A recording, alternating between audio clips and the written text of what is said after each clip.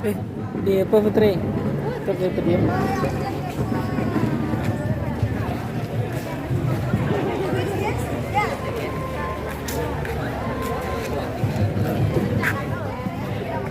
Karupa badara-dara dimakan badara-dara. Kemajuan dua seorang agak ilmu namonan taibab. Assalamualaikum warahmatullahi wabarakatuh.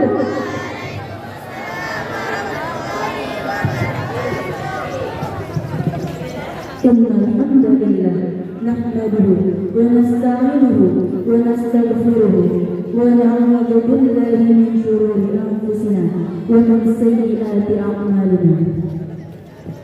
May yahdihillahu fala mudilla lahu wa may yudlil fala hadiya lahu. Asyhadu an la ilaha illallah wahdahu la syarika lahu wa asyhadu anna Muhammadan abduhu wa rasuluh.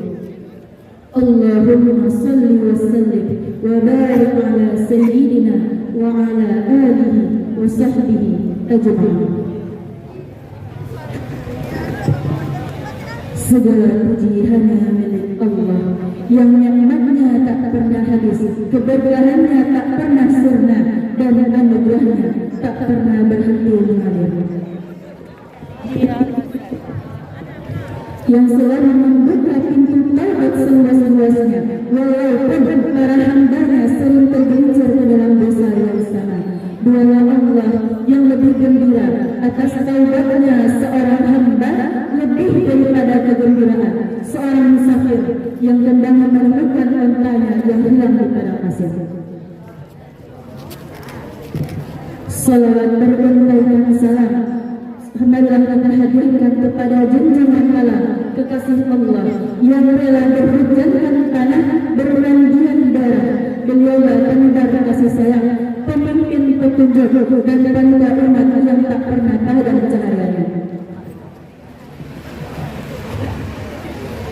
Yang terhormat Aulia selaku pimpinan di Pondok Pesantren Tarbiyah Islamiyah Malawi.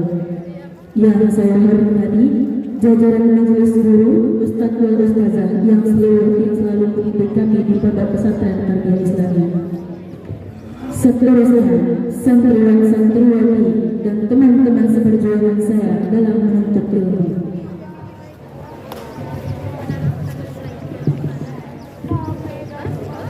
Hadirin rahimakumullah. Pada saat ini kita semua hidup di zaman yang penuh dengan godaan. Banyak sekali dari kita hadirin yang salah dalam memilih idola. Kebanyakan dari kita hanya memilih idola karena fisiknya, karena popularitasnya, dan karena hal-hal tidak penting lainnya. Padahal hadirin, salah satu contoh dari teladan yang sejati adalah para wali Allah. Mereka merupakan hamba-hamba pilihan yang dekat dengan Allah, yang hidupnya penuh dengan iman, amal saleh dan juga takwa.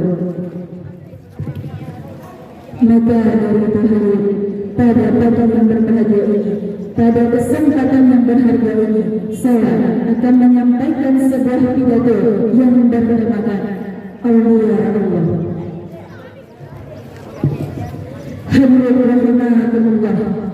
Siapakah itu Aulia Allah? Aulia Allah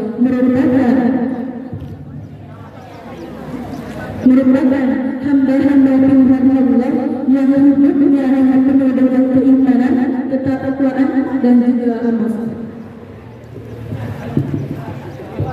Mereka bukan hanya sekedar orang kaya atau orang pintar, tetapi mereka adalah orang-orang yang hatinya hanya tertuju kepada Allah. Mereka mengetahui apa tujuan mereka diciptakan di atas dunia, yakni untuk menyembah Allah dan juga beribadah kepada-Nya. Rasulullah SAW bersabda, sesungguhnya di antara para hamba Allah terdapat hamba-hamba yang kedudukannya membuat Nabi dan syuhada terkejut dengan kedudukannya.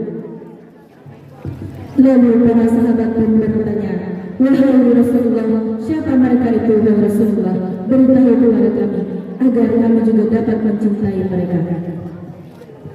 Lalu Rasul pun menjawab, mereka merupakan kelompok orang-orang yang saling mencintai semata karena Allah, bukan karena harta ataupun hubungan darah. Wajah-wajah mereka bermadian dengan cahaya. Kelak mereka akan berdiri di atas mimbar yang terbuat dari cahaya. Pada hari itu hadirin, di saat semua orang merasa takut, mereka tidak merasa takut. Dan pada hari itu, di saat semua orang merasa sedih, mereka tidak merasa sedih. Lalu Rasul pun membacakan salah satu ayat suci Al-Quran yang berbunyi, Bismillahirrahmanirrahim. Ala inna awliya Allah la khawfun alaihim wa la hum yahzanun. Yang artinya, ingatlah bahwa sesungguhnya Allah tidak memiliki rasa takut dan tidak ada kesedihan yang meliputi mereka. Hadirin rahimakumullah, mencintai dan meneladani aulia Allah memiliki efek-efek yang positif terhadap kehidupan seorang manusia.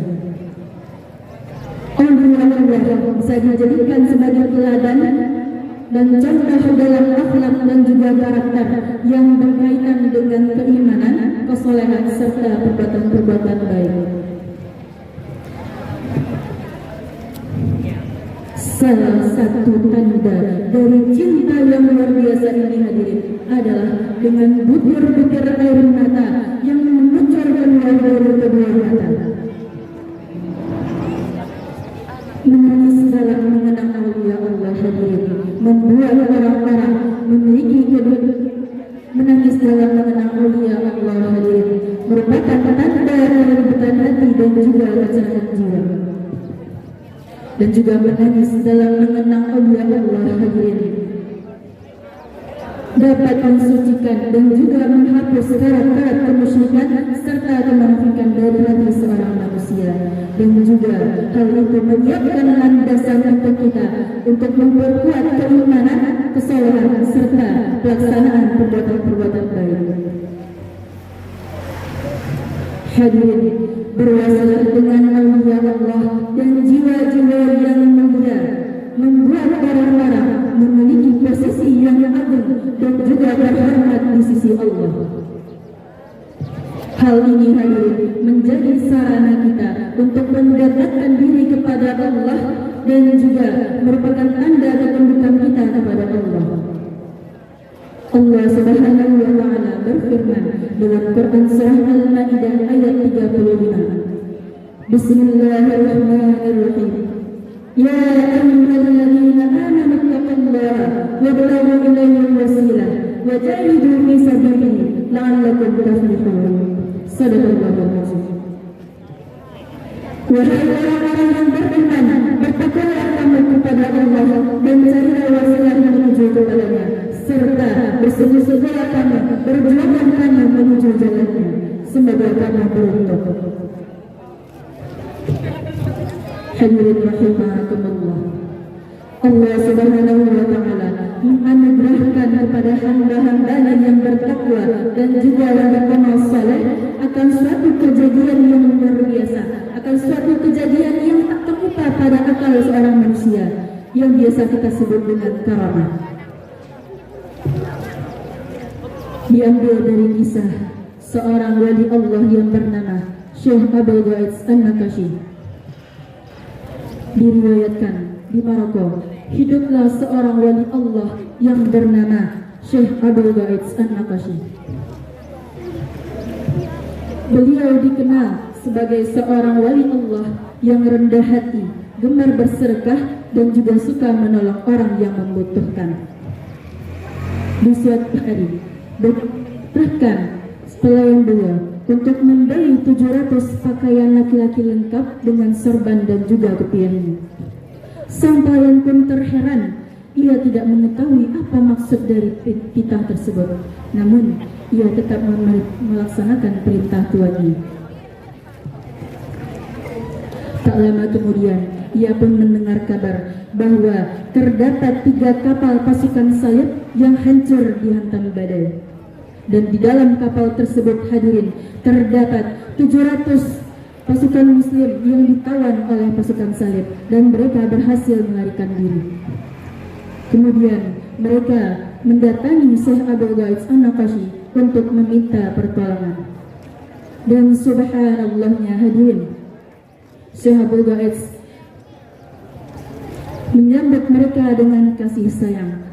Makanan dan pakaian yang beliau siapkan ternyata hadirin berjumlah tepat 700. Sang pelayan pun terheran-heran, sang pelayan pun terperangah melihat bagaimana Allah telah membimbing hati Syekh Abdul Ghaid untuk mempersiapkan suatu kejadian yang belum ia ketahui sebelumnya. Maka hadirin, dari kisah tersebut kita dapat mempelajari bahwa kedermawaan membuka jalan untuk pertolongan Allah dan juga hati yang ikhlas akan selalu dibimbing Allah menuju kebaikan. Dan juga hadirin, pada kisah tersebut, dari kisah tersebut kita dapat mempelajari bahwa para wali Allah hidupnya penuh dengan barokah. Dan seharusnya hadirin, mereka lah yang sangat menjadi teladan kita dalam beramal. Mereka bukan hanya orang yang terkenal di atas dunia, namun mereka adalah orang yang seharusnya kita teladani karena mereka dapat membimbing kita menuju jalan Allah.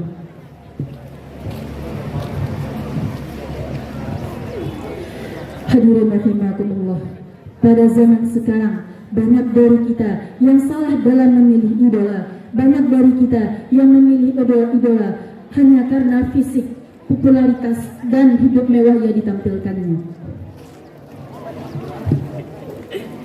Lalu bagaimana hadirin jika kita ikut-ikutan idolakan mereka hadirin? Apa yang akan terjadi hadirin? Tentu kita hanya akan sibuk meniru style luarnya saja. Kita hanya akan sibuk meniru fashionnya, gaya hidupnya, dan juga gaya bicaranya. Sayangnya hadirin, dengan mengidolakan mereka, kita tidak mendapatkan spiritual growth. Kita hanya akan menjauh dari Allah. Bahkan itu akan membuat kita menjadi iri hati, boros, dan malas beribadah kepada Allah.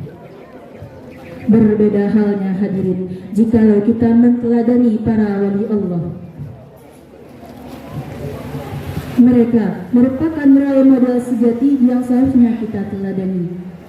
Dari mereka kita belajar akhlak yang mulia, dari mereka kita belajar keikhlasan dan juga kesabaran. Tentu dengan menteladani mereka para hadirin, hidup kita akan menjadi lebih tenang, iman kita menjadi lebih kuat, dan hidup kita lebih terarah menuju ridha Allah. Contoh sederhananya hadirin, jikalau kita mengidolakan influencer dan artis-artis lainnya, kita hanya akan sibuk mengejar dunia. Kita hanya akan pamer-pamer harta. Berbeda halnya dengan kita mengidolakan para wali Allah. Contohnya seperti Syekh Abdul Ghaid An-Naqashi. Dengan kita mengidolakan beliau yang suka bersedekah, kita menjadi tahu, kita menjadi mengetahui apa arti dari compassion dan charity, yakni kasih sayang dan juga bersedekah. Dari beliau kita belajar hadirin bahwa sesungguhnya harta bukan hanya untuk dipamerkan, namun hadirin harta juga bisa digunakan untuk mendekatkan diri kita kepada Allah Subhanahu wa taala. Harta juga bisa membuat kita beramal lebih banyak.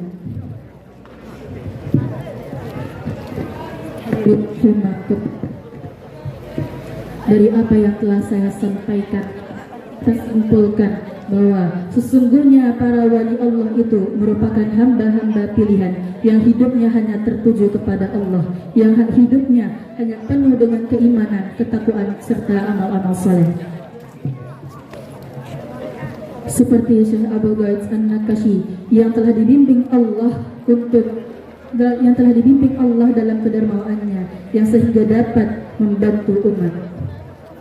Dan hadirin, jika kita mengidolakan idola yang salah, itu akan membuat kita hilang arah. Itu hanya akan membuat kita sibuk dengan dunia. Lain halnya jika kita mengidolakan para wali Allah hadirin, tentu hidup kita akan lebih terarah dan juga kita akan semakin dekat dengan Allah Subhanahu wa taala. Baiklah hadirin, hanya itu pidato yang bisa saya sampaikan pada pagi hari ini. Semoga pidato tersebut bisa bermanfaat untuk hadirin dan juga untuk saya sendiri. Permohonan maaf. Wabillahi taufiq wal hidayah. Wassalamualaikum warahmatullahi wabarakatuh.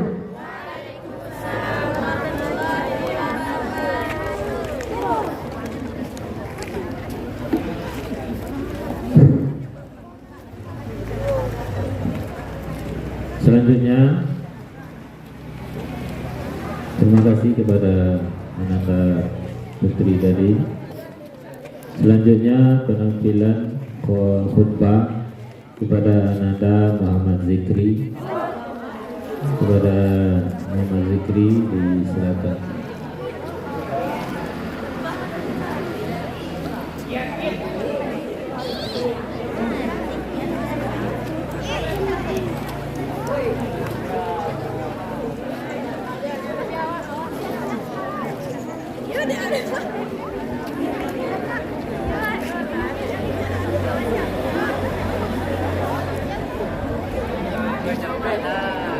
Mana Muhammad Zikri?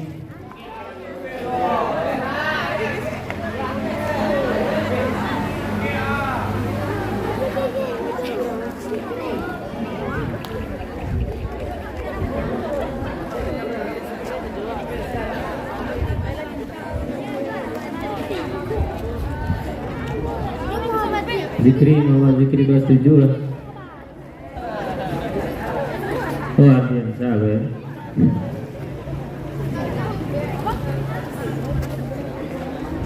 Nah, lanjutlah Zikri.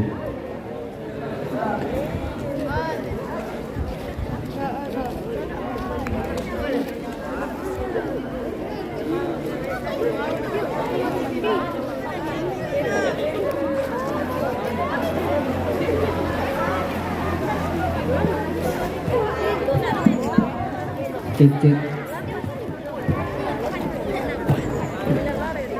Assalamualaikum warahmatullahi wabarakatuh.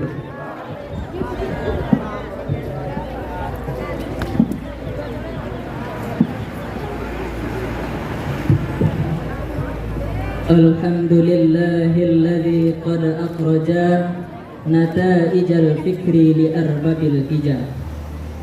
Ashhadu an la ilaha illallah wa ashhadu anna sayyidana wa nabiyyana Muhammadan abduhu wa rasuluh sadiqul wa'dil amin. Allahumma salli wa sallim wa barik ala sayyidina Muhammad wa ala alihi wa ashabihi wa jami'il mu'minin, amma ba'd. Faya ibadallah rahimakumullah, usikum wa iyaya bittaqwallah faqad fazal muttaqun, wa ahushukum wa nafsi ala ta'atillah wa rasulihi la'allakum tuflihun. Fa idza quri'al Qur'an fastami'u lahu wa ansitu la'allakum tuflihun. Wa qala Allah ta'ala fil Qur'anil Karim, a'udzu billahi minasy syaithanir rajim. Bismillahirrahmanirrahim. Ma yalfazu min qawlin illa ladaihi raqibun atidun. Shadaqallahul azim. Puji syukur atas kehadiran Allah Subhanahu wa taala yang telah melimpahkan nikmat, rahmat beserta karunia-Nya kepada kita bersama, sehingga kita dapat hadir di masjid pada kesempatan kali ini untuk melaksanakan sholat Jumat yang hukumnya fardu ain bagi kita orang yang Islam, balik, berakal, laki-laki, sehat, merdeka dan bertanah air. Oleh sebab itu sepantasnya bagi kita untuk selalu mensyukuri nikmat Allah, sekurang-kurangnya dengan mengucapkan Allah alhamdulillahi rabbil alamin. Selanjutnya selawat beriringkan salam Marilah kita kirimkan kepada pucuk pimpinan umat Islam sedunia yang bergelarkan Al-Amin, yang bertitalkan Habibullah, yakninya Nabi besar kita Nabi Muhammad sallallahu alaihi wasallam, dengan mengucapkan Allahumma salli ala Sayyidina Muhammad wa ala ali Sayyidina Muhammad. Selanjutnya melalui mimbar khutbah ini, tak lupa-lupanya khatib berwasiat untuk selalu meningkatkan keimanan dan ketakwaan kita kepada Allah. Bagaimana caranya?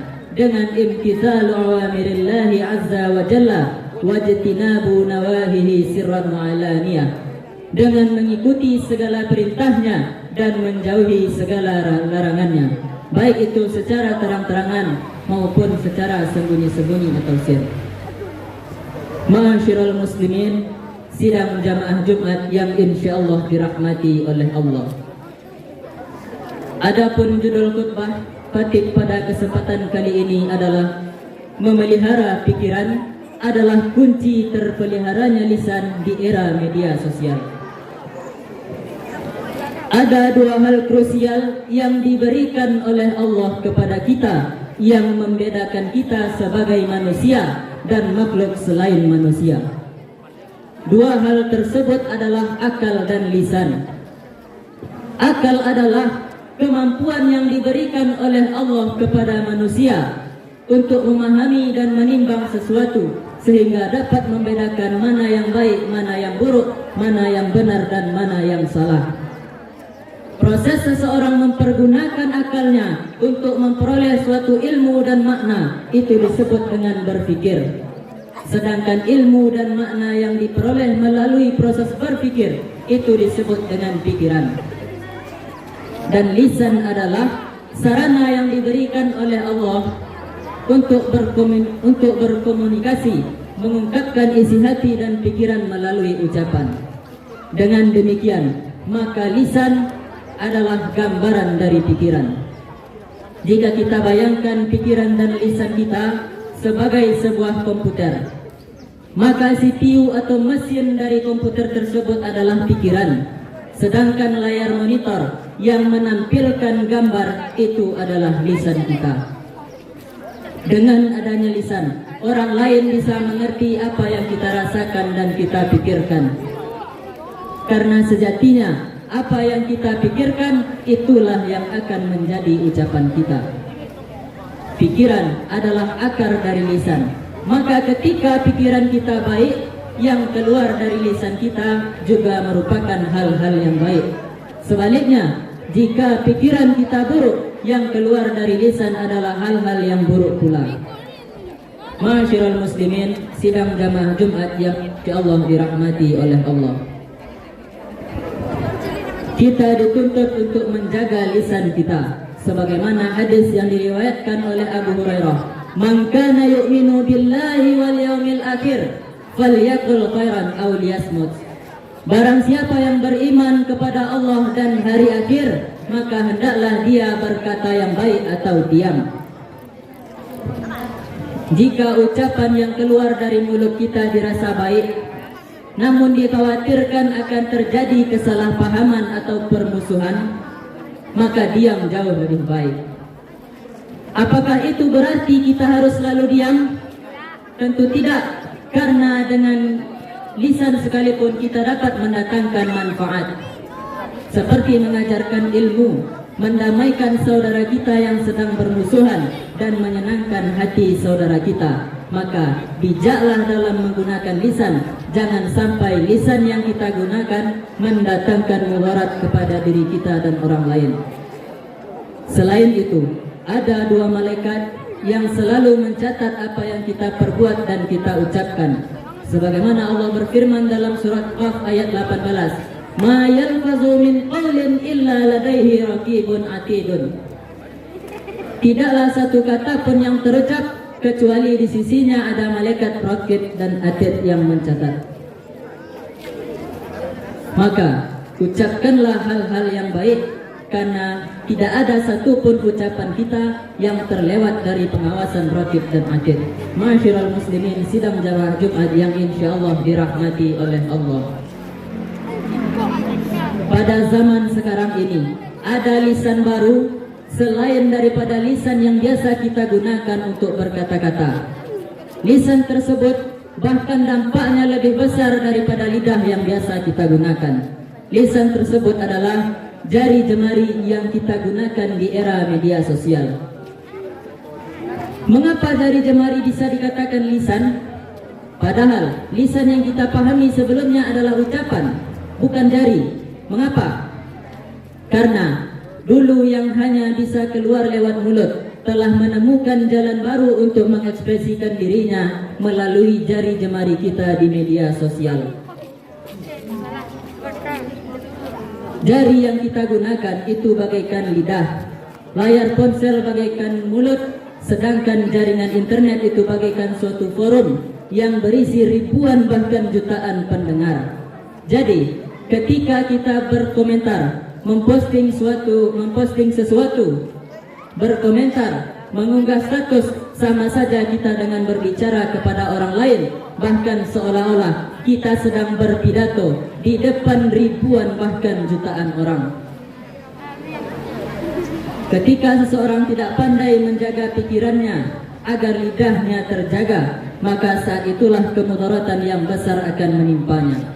Berapa banyak orang yang rusak hubungan silaturahminya hanya karena dia tidak pandai menjaga pikirannya, sehingga lidahnya bergoyang dengan indahnya melukai hati saudaranya.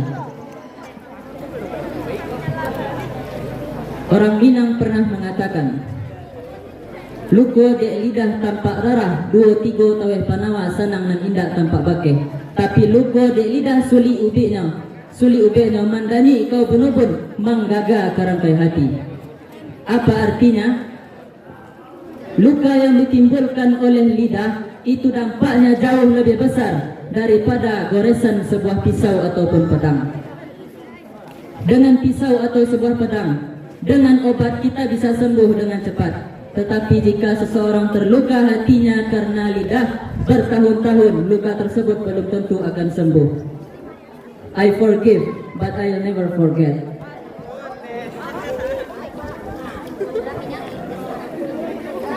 Selain merusak silaturahmi, pikiran dan lidah yang tidak terjaga dapat dengan mudah menjadi dosa jariah bagi kita. Dalam suatu hadis dikatakan, man dalla ala khairin falahu ajru mislu fa'iluhu, falahu mislu ajru fa'ilihi. Barang siapa yang menunjukkan kebaikan, maka baginya pahala sebagaimana orang yang mengerjakannya. Apa mafhum mukhalafahnya?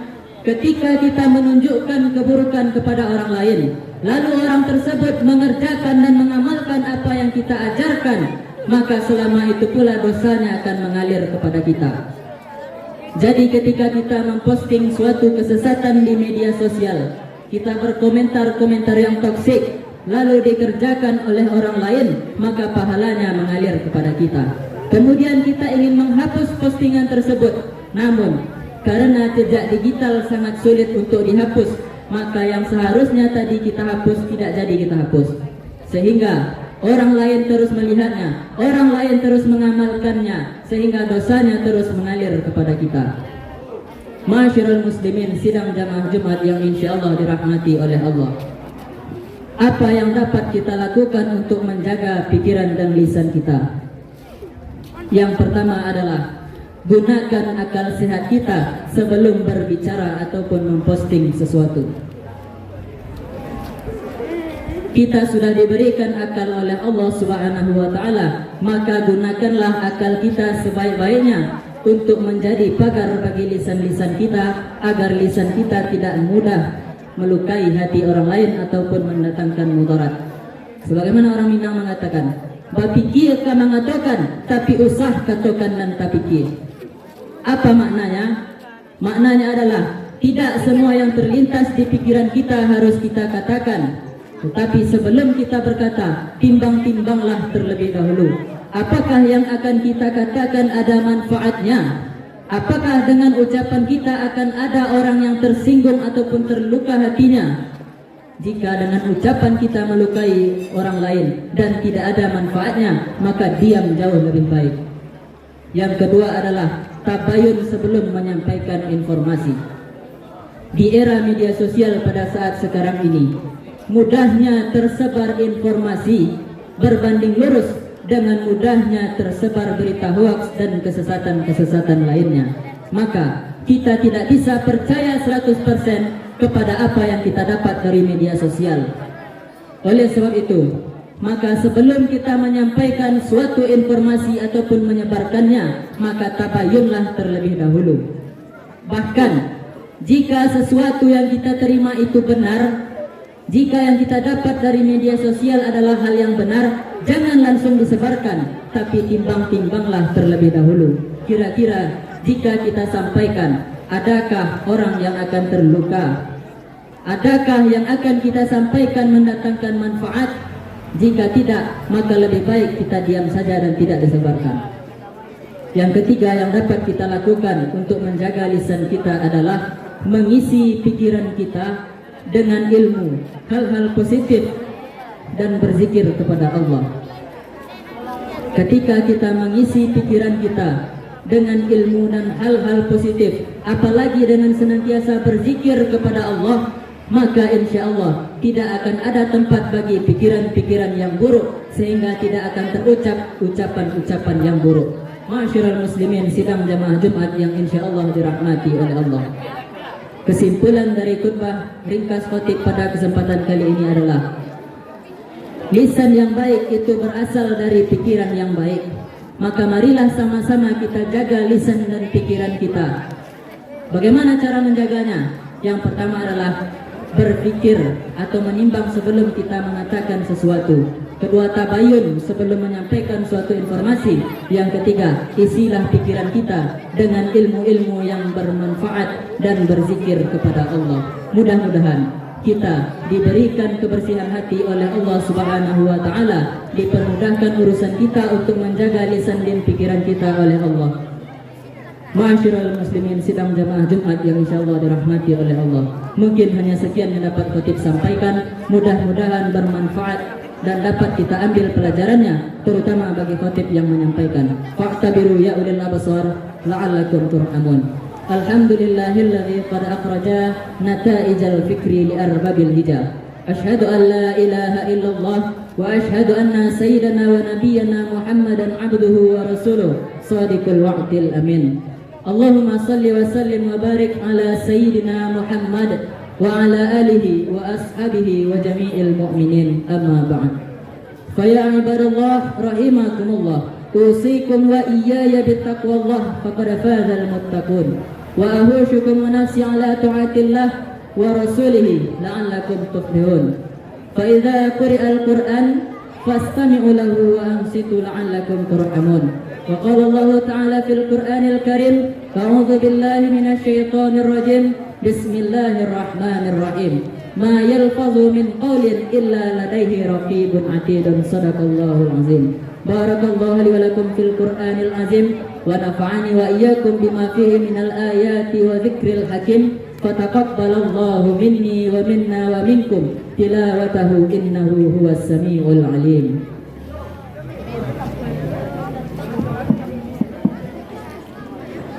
Alhamdulillahilladzi an'ama bi ni'matil iman wal islam. Asyhadu an la ilaha illallah wa asyhadu anna sayyidana wa nabiyyana Muhammadan abduhu wa rasuluh shadiqul wa'dil amin. Allahumma salli wa sallim wa barik ala sayyidina Muhammad wa ala alihi wa ashabihi salatan daimatan bilal fisam, amma ba'd. Fa ya ibadallah rahimakumullah, usikum wa iyaya bittaqwallah la'allakum tuflihun. Ya ayyuhalladzina amanu ittaqullaha wal tanzur nafsum ma qaddamat lighad wattaqullaha innallaha khabirun bima ta'malun. Innallaha wa malaikatahu yusalluna 'alan nabi ya ayyuhalladzina amanu sallu 'alaihi wa sallimu taslima. Allahumma salli 'ala sayyidina Muhammad wa 'ala ali sayyidina Muhammad كما صليت على سيدنا إبراهيم وعلى آل سيدنا إبراهيم وبارك على سيدنا محمد وعلى آل سيدنا محمد كما باركت على سيدنا إبراهيم وعلى آل سيدنا إبراهيم في العالمين إنك حميد مجيد. اللهم اغفر للمسلمين والمسلمات والمؤمنين والمؤمنات الأحياء منهم والأموات أنت قريب مجيب الدعوات آمين آمين يا قاضي الحاجات. ربنا ظلمنا أنفسنا وإن لم تغفر لنا وترحمنا لنكونن من الخاسرين. ربنا آتنا في الدنيا حسنة وفي الآخرة حسنة وقنا عذاب القبور وقنا عذاب المحشر وقنا عذاب النار. عباد الله إن الله يأمر بالعدل والإحسان وإيتاء ذي القربى وينهى عن الفحشاء والمنكر والبغي يعظكم لعلكم تذكرون فاذكروا الله العظيم يذكركم واسألوه من فضله يؤتكم ولذكر الله أكبر. Assalamualaikum warahmatullahi wabarakatuh.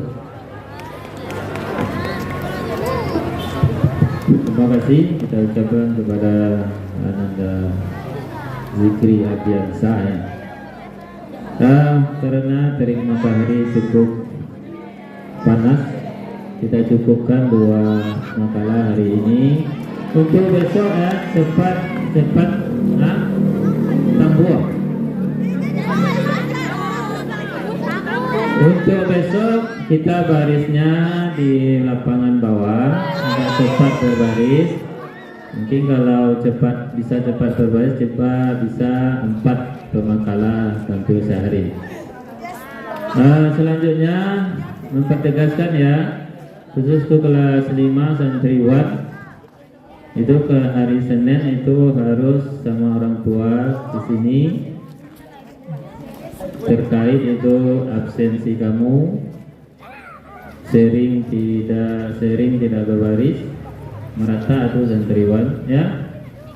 Jadi ditegaskan sekarang hari Senin, kalau yang tidak datang orang tuanya Senin berarti tidak boleh diikutkan PBM dalam lokal. Nanti itu santriwan ada perjanjian sama orang tua kamu. Mungkin ada tambahan Ibu Bumi, ada komentar? Ya mungkin itu kegiatan kita pada pagi hari ini. Silakan sebelum bubar silakan pimpin salah seorang yang talim, setelah itu bubar. Siapa? Ya cepat.